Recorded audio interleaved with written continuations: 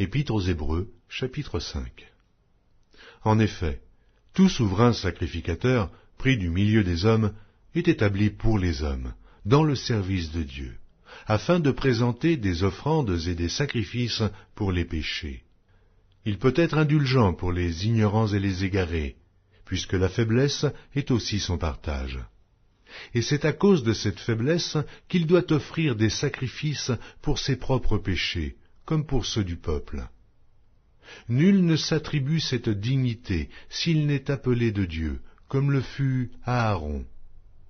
Et Christ ne s'est pas non plus attribué la gloire de devenir souverain sacrificateur, mais il la tient de celui qui lui a dit « Tu es mon fils, je t'ai engendré aujourd'hui ».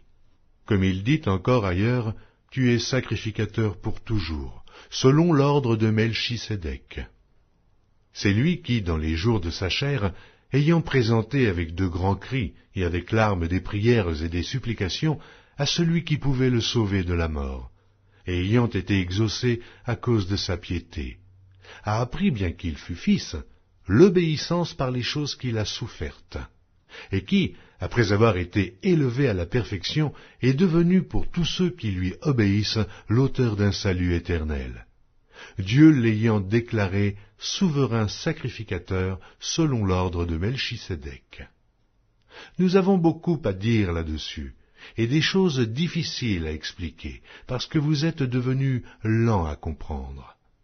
Vous, en effet, qui depuis longtemps devriez être des maîtres, vous avez encore besoin qu'on vous enseigne les premiers rudiments des oracles de Dieu.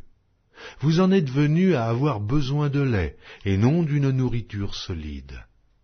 Or quiconque en est au lait n'a pas l'expérience de la parole de justice, car il est un enfant. Mais la nourriture solide est pour les hommes faits, pour ceux dont le jugement est exercé par l'usage à discerner ce qui est bien et ce qui est mal.